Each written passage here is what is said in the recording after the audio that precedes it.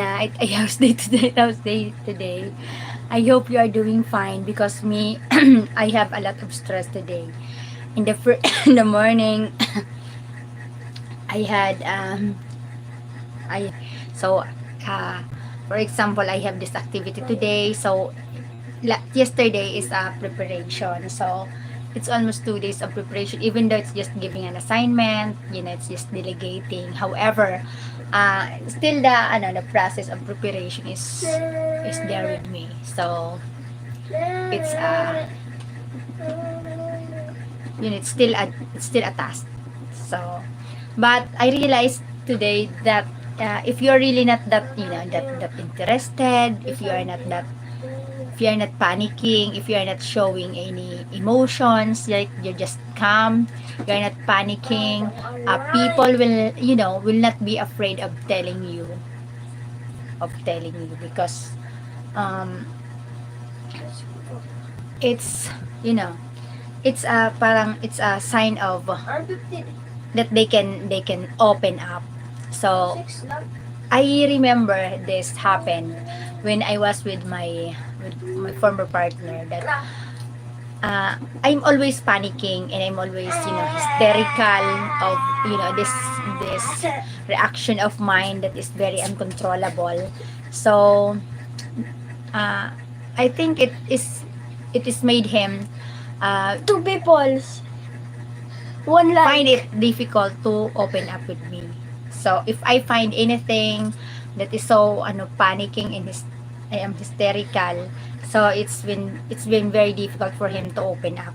So that's what I learned. So it's very important really to become in any situation that we are in, so that other people will not see us as something delicate, sensitive, and they are instead of opening up, they are hiding the truth. So this is my son, was having a pneumonia now. So we really have to, that is a very urgent an immediate problem that we are going to respond.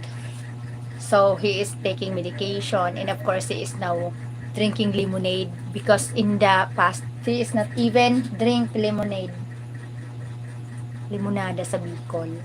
So now that he has this pneumonia, and he's also afraid because he has shortness of breath. So therefore it become difficult for him to not to ignore it. So he's now drinking a lemonade, even it's his heart. How do you find that lemonade, by the way? How do you find the lemonade? Lemonade. uh Kanang alay mo na lang sa what? limon nagabos na lang pa sa tubig. Okay. So look at that boy, it's the first time that I saw him drinking that lemon and with sugar. So hello everyone, thank you so much for coming to this live. Welcome to this live. By the way, we are preparing ourselves to sleep because it's already late, and I have this online class after. So after online class, I let him study, especially Filipino, because he is very poor in Filipino. He didn't Six na understand. agad. Okay. So, Alex Ain, hello. Alex, I can't understand your alphabets. Okay. So, everyone, please like and subscribe. Thank you so Ano much. yan? Ano yan? Ano I yan? cannot really understand Alex Ain. Oh, I cannot understand his words or letter of the words. I don't know. It's been very difficult for me to understand that. So, but I know you are here. So, thank you so much. And welcome to this live. By the way, thank you so much for the likes. Okay, I hope you enjoy this. Actually, this is it's not a funny everything. But, my son, look at him. He is very energetic. But later, we are going to sleep na because he needs a lot of rest. Bogs, the lot of rest. You have to sleep. You sleep in the afternoon, in the lunchtime, siesta, because he's not really sleeping. He's not taking a rest. He's not taking a rest. So everyone, we should always be, we all should always be calm and poised, even in a difficult, his hysterical situation, because the problem, especially in the security, really makes us very nervous, afraid. Okay, the fear is contagious also. So if you are panicking and acting differently, acting hysterically, people will avoid you, because or avoid opening up with you, because it's really difficult for us to open to someone who cannot accept our, or who cannot hide our secrets. So we are afraid of opening up to that person. So at least what I have done right is that I really uh, keep my calm. I really keep my calm. So in this afternoon, I really have this session, learning session. I can't really recite the correct answer, but I was able to answer at least in the speaking. So I do have this, maybe a little point, but not, kumbaga, it's not bullseye, but at least I was able to answer. So I thank God every time that we have this recitation, because for an older, an adult student, working student, it's very difficult for us to read. So this course really need reading, but I don't have much time, so I really dropped almost I dropped 3 subjects. I just got 2. So from 5 subjects to 2 subjects. Maybe I can have at least 1 subject. So I can really digest, I can really understand what is being taught, or what I have been reading. Because then it's very difficult for us older people to understand what we are reading, because there are so many tasks assigned to us. There are so many tasks to accomplish. There are there are 2 tasks happening at once. So even if we don't want it, it really happens that we have to attend to 2 things at once. So Dina, Elaine Purification, Isahan Place, hello, good morning. Where are you? I am from the Philippines, and I'm a Filipina. Okay, I am Joy. Please call me Wenks anyway. I am Wendy Madju, so you can call me Wenks. Wenks, Wenx. Okay. So Dina, okay, thank you so much and welcome to this live. However, I cannot understand your language. I cannot understand your, what you have written there. I cannot understand it. Okay. So, how are you people? How are you there, Dina? I am an Arab from Iraq. Okay, so shout out to Iraq. Did you know that when I was in elementary, I always listen to news, because my father is an avid news hearer. He always hear news, he always watch TV. So this Iran in Iraq, remember, Iran in Iraq is been fighting by the time. So this Iraq, I am very familiar with the name Iraq. And you know what, si Saddam Hussein by the time, Saddam Hussein ba yun? So may there are songs of the Filipino really dedicated to that. Like sa Turkey, okay, so a shout out to all Turkinians. Okay, so I'm very happy to have you here. I don't speak English, so I am very sorry. I cannot speak the same the same language of Iranians or Iraq. Profile. I don't speak. I'm sorry. No, profile na. Alis dyan, bugi. No. Okay. But I cannot speak also your language. I cannot also speak the language from your country. So thank you so much for the likes. Thank you, Dina.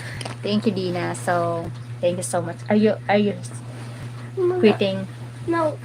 Wait, don't move too much. Okay. So thank you so much, Dina, for subscribing and for liking this video. So thank you so much for subscribing. And by the way, even if I cannot understand your language, it doesn't matter. You're always welcome in this live video. Okay. So thank you so much for watching my live, and of course for talking to me. That's a very, you love me, is a very It's a very stupid question. How can you love someone you are just met? Of course, we love people.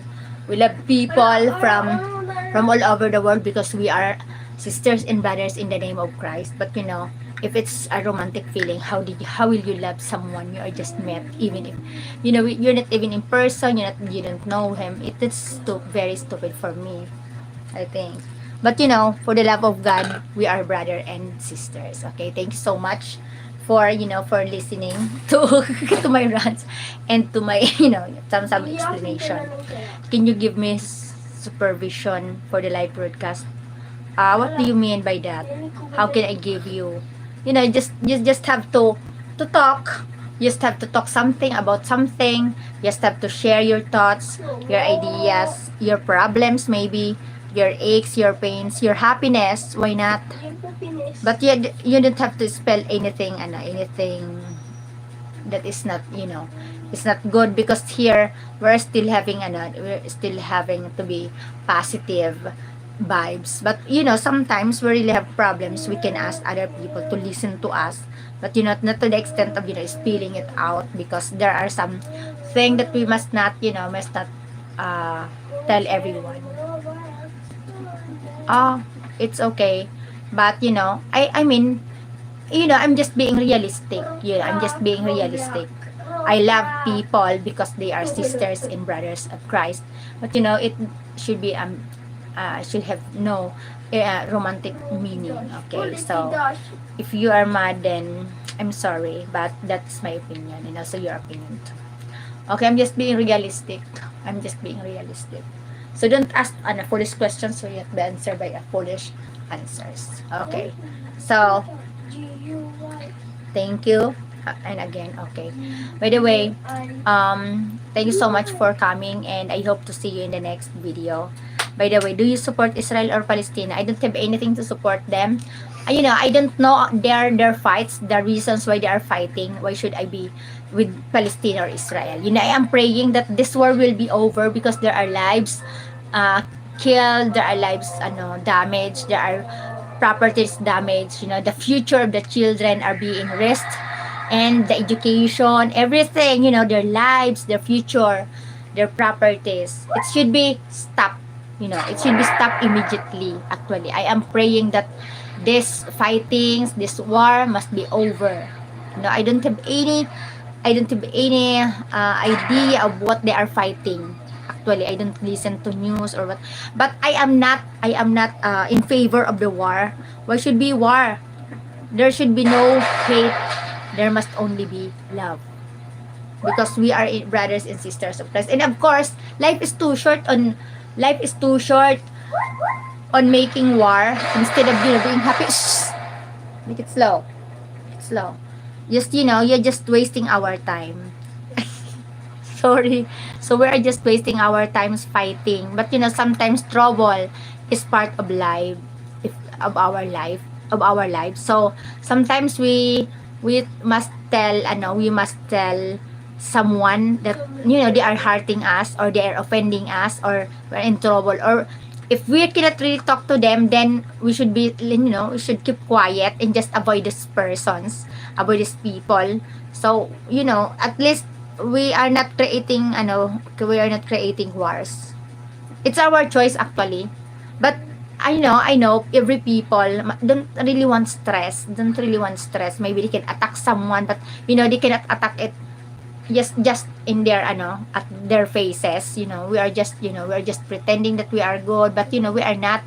But at least because we don't want a fight or a trouble, so we are avoiding. It's either the situation or it's either the person. So still a peace stress, because when you get older, like me, when I get older, I really don't want someone to fight. I don't want anything that will distract me. But somehow we cannot really avoid someone, because they are part of our lives. By the way, Dina, what do you think of the Islamic community? I don't have much opinion on this Islamic community. But at least I know. What I know is that they have their own lives, they have their own cultures. For them, they are doing good. So it's up to them. If they are thinking they are doing good, they must do good. That's their belief. You know, as a Christian, as a Catholic, and living in a Catholic community, every people has a mistake, and every people has this good side or bad sides. So it doesn't matter if you're a Christian or a Muslim. If we are, if we are evil in spirit, then we can do bad.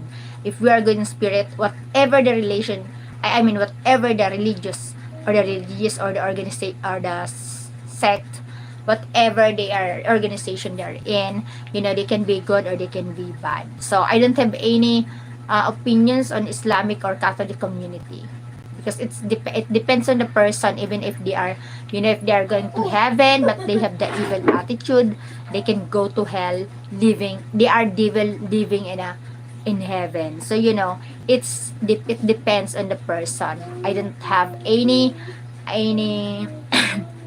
any support to any community. But as a Catholic, of course, people are, people are committing mistakes, they are running short of, of good traits, but doesn't matter. We have to be tolerant. I think we have this tolerance to each other. We tolerate something, we tolerate someone, because they are not perfect as we are. They are not also perfect. See? So that's it. That's the reason why we have to tolerate this one. Actually, thank you so much, Dina. I am really, really sleepy. Look at me, look at my eyes. And I'm very pale because I'm going to sleep. By the way, thank you so much for listening to my rants, to my, rants. It's rants. Actually, to, how I defend. Sometimes I'm impatient. I'm sorry by that, by that impatience. But at least, I'm not, we are tolerant of each other, because there is no perfect. There is no one who is perfect. Thank you so much for coming, and of course for the like and for subscription. Thank you so much. See you in the next video. Bye. See you later, or see you tomorrow in the morning, because we are going to jog with my son. Bye. God bless you all.